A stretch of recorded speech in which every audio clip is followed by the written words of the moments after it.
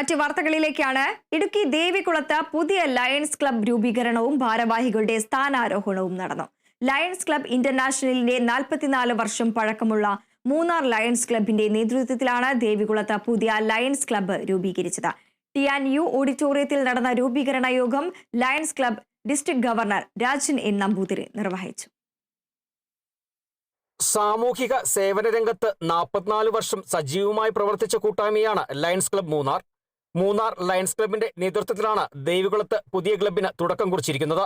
ദേവികുളത്തെ സാമൂഹിക സാംസ്കാരിക വ്യാപാര രംഗത്ത് പ്രവർത്തിച്ചു വരുന്ന അംഗങ്ങൾ കൂടിയാണ് ദേവികുളം മൗണ്ട് ലയൺസ് ക്ലബ് അംഗങ്ങൾ.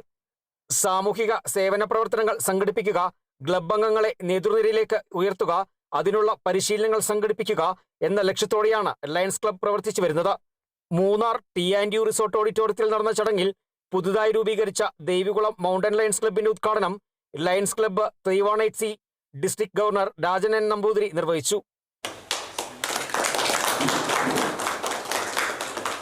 107 വർഷത്തെ ചരിത്രവും നാൾവഴികളും ഒക്കെ പറയുമ്പോഴൊക്കെ ഇതെങ്ങനെ ഇതുവരെ നിന്നു, എങ്ങനെ ഇത് സർവൈവ് ചെയ്തു, എന്താണ് ഇതിന് ഇത്ര പ്രത്യേകത എന്നുള്ളതിനൊക്കെ നമ്മൾ പറയുമ്പോൾ തീർച്ചയായിട്ടും ഈ പ്രസ്ഥാനം മുന്നോട്ട് കൊണ്ടുപോകണമെങ്കിൽ more resources to be added on timely manner എന്നുള്ള ഒരു വസ്തുത അവിടെയുണ്ട്.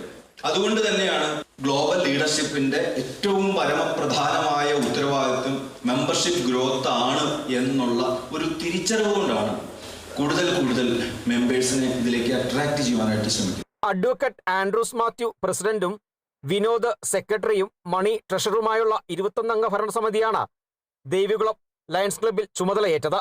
Lions Club Munnar president Basil വർഗീസിന്റെ നേതൃത്വത്തിൽ നടന്ന ക്ലബ്ബ് രൂപീകരണ യോഗത്തിൽ vice district governor VS Jayesh, KV Peter, regional chairman Basil T. Jacob, Munnar Lions Club secretary S. Sajeev, treasurer PR Jain, വിവിധ ക്ലബ് ഭാരവാഹികൾ തുടങ്ങിയവർ പങ്കെടുത്തു. Bineesh Antony, Kerala Vision News, Idukki.